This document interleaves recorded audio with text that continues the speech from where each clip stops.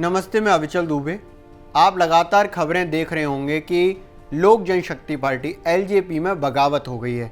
बगावत भी बड़े स्तर पर, इतने बड़े स्तर पर कि एलजेपी के जो राष्ट्रीय अध्यक्ष हैं चिराग पासवान, दिवंगत रामविलास पासवान के बेटे, उनको उनके सभी पदों से उनके ही पार्टी के सांसदों ने हटा दिया है और हटाया है उनके ही चाचा की अगुवाई में। पशुपति कुमार जो रामविलास पासवान के छोटे भाई हैं, उनको उनकी ही पार्टी के अन्य सांसदों ने अध्यक्ष चुन लिया है, संसदीय दल का नेता चुन लिया है, साथ ही स्पीकर को अपनी चिट्ठी भी भेज दी है। तो ऐसी क्या बात रही कि सभी के सभी सांसद चिराग पासवान को छोड़कर चले गए? दूसरी बड़ी बात कि ऐसी कौन कौन सी उन सांसदों के साथ चिराग पासवान की टसल हो गई थी कि अब वो बिल्कुल ही नहीं रुक पाए। इसके साथ ही इसके बाद इन सभी का आगे का भविष्य क्या होगा। अब खबरों में लगातार घालमेल देख रहे होंगे कि आखिर हो क्या रहा है, इतनी सारे अपडेट्स आ रहे हैं। तो मैं आपको आराम से एक एक करके सारी चीज़ें समझाता हूँ। तो ये 5 सांसद जो हैं वो हैं पशुपति कुमार पारस, ये हाजीपुर से सांसद हैं और रामविलास पासवान के छोटे भाई हैं। प्रिंस राज, ये समस्तीपुर से सांसद हैं, ये रामविलास पासवान के छोटे भाई के बेटे हैं, यानी कि चिराग पासवान के, लेकिन ये पशुपति कुमार के बेटे नहीं हैं। जबकि रामविलास पासवान के जो दूसरे भाई थे रामचंद्र पासवान, उनके बेटे हैं। चंदन सिंह, ये नवादा से सांसद हैं। चौधरी महबूब अली केसर, ये खगड़िया से सांसद हैं। और वीणा देवी, ये वैशाली से सांसद हैं। तो इन 5 सांसदों ने चिराग पासवान का साथ छोड़ दिया। चिराग पासवान जो जमुई से सांसद हैं और एलजेपी के अध्यक्ष हैं। इस पूरे घटनाक्रम को लेकर पशुपति कुमार पारस ने साफ तौर पर कहा है कि हम पार्टी के अंदर घुटन महसूस कर रहे थे। 8 अक्टूबर 2020 को रामविलास पासवान के निधन के बाद पार्टी ने कई सारे नेतृत्व के रूप में फैसले किए जो सभी लोगों को स्वीकार नहीं थे। पार्टी एक तरफा चल रही थी, इस वजह से पार्टी के विलुप्त होने तक का खतरा सामने आ गया था। इसलिए उन्होंने पार्टी तोड़ी नहीं है, पार्टी बचाई है। इतना सब होने के बाद चिराग पासवान अपने चाचा जी को मनाने के लिए उनके घर गए 12 जनपद पर। लेकिन मज़े की बात ये रही कि उनको घर से बाहर इंतज़ार करना पड़ा। वो गाड़ी में खुद बैठे हुए थे और हॉर्न बजाते रहे। 20-25 मिनट कोई नहीं आया। दरवाज़ा खुला और चिराग घर के अंदर गए तो पता चला कि पशुपति कुमार पारस, उनके चाचा जी, घर के अंदर ही नहीं है। घर के अंदर प्रिंस राज उनको मिले। प्रिंस राज एक समय चिराग पासवान के काफ़ी करीबी हुआ करते थे, लेकिन ऐसा क्या हो गया कि प्रिंस राज ने भी उनके खिलाफ बगावत कर दी। तो एक एक करके मैं आपको सभी सांसदों के बारे में बता देता हूं। तो सबसे पहले बात कर लेते हैं पशुपति कुमार पारस की। पशुपति कुमार पारस चिराग पासवान के चाचा हैं। इसके साथ ही उनकी अगुवाई में ही ये पूरा घटनाक्रम हुआ है। लेकिन बताया जा रहा है कि इस पूरी घटनाक्रम के पीछे जेडीयू सांसद लल्लन सिंह का सबसे बड़ा हाथ है। दरअसल पशुपति कुमार पारस बिहार के मुख्यमंत्री नीतीश कुमार के काफ़ी करीबी बताए जाते हैं। वो पिछली बिहार सरकार में पशुपालन मंत्री भी थे। इसके साथ ही जब चिराग पासवान जेडीयू से अलग हटकर अपनी तरफ से विधानसभा चुनाव लड़ने जा रहे थे तो लगातार पशुपति कुमार पारस ने उनको समझाया, मना किया, आगाह किया, लेकिन चिराग पासवान नहीं माने। बीते बरस बिहार विधानसभा चुनावों में चिराग पासवान के नीतीश कुमार के खिलाफ कृत्यों को लेकर पशुपति कुमार पारस काफ़ी गुस्से में थे।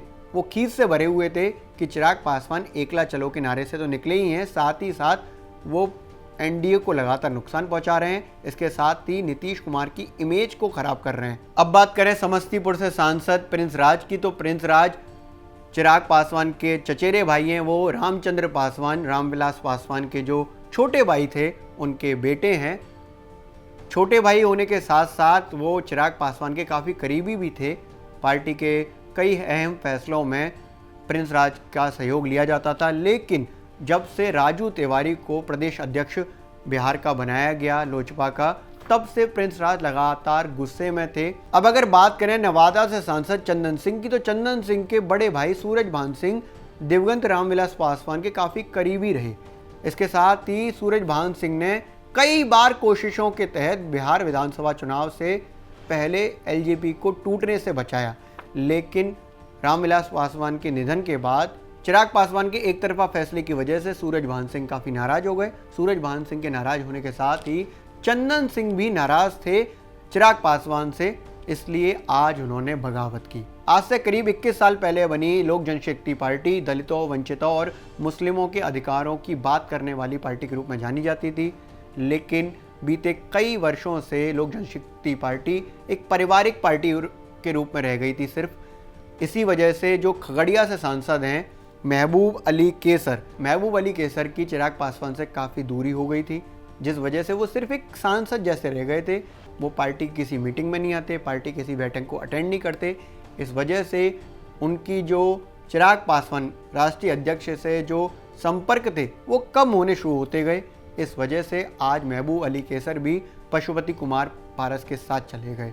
इसके साथ ही अगर बात करें वैशाली से सांसद वीणा देवी की, तो उनको कभी चिराग पासवान ने तरजीह नहीं दी। वो काफ़ी अपने आप को अलग थलग महसूस करती थी। इस वजह से चिराग पासवान से उनकी दूरी होती चली गई और आज स्थिति ये हो गई कि वीणा देवी ने भी चिराग पासवान से पूरी तरह से दूरी बना ली। एलजेपी में इस दो फाड़ की दो ही बड़ी वजह हैं। पहली कि चिराग पासवान की अनदेखी, वो कभी भी अपनी पार्टी के लोगों से बहुत ज़्यादा इंटरेक्ट नहीं कर रहे थे। इसके साथ ही जो बड़ी वजह है वो है राजीव रंजन उर्फ लल्लन सिंह।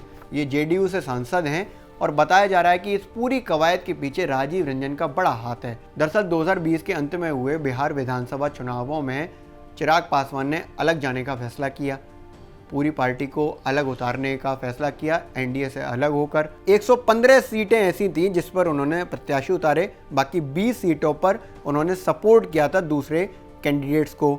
स्थिति ये हो गई, चुनाव परिणाम एलजेपी के लिए बेहद खराब आए। उनका सिर्फ एक विधायक जीता, लेकिन उन्होंने जेडीयू को काफ़ी नुकसान पहुंचाया। नुकसान ऐसे पहुंचाया कि करीब 30 से ज़्यादा ऐसी सीटें थीं जहां पर लोजपा ने यानी कि एलजेपी ने जेडीयू को सीधे तौर पर नुकसान किया, उनके वोट काटे।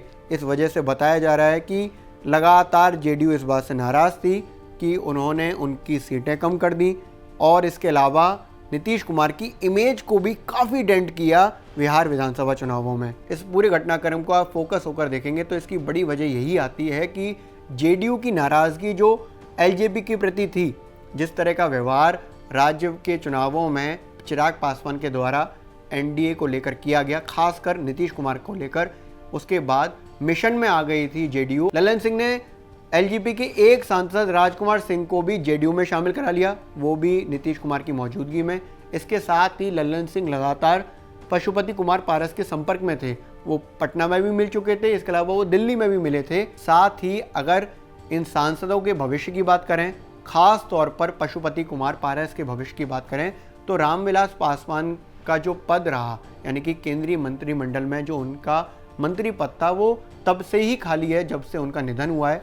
तो हो सकता है कि मंत्रिमंडल विस्तार में मोदी सरकार में उनको एक मंत्री पद दे दिया जाए। इसके साथ ही बिहार में एनडीए के साथ सच्ची निष्ठा से चलने का एलजेपी का वादा भी इस जगह अब काम आ सकता है।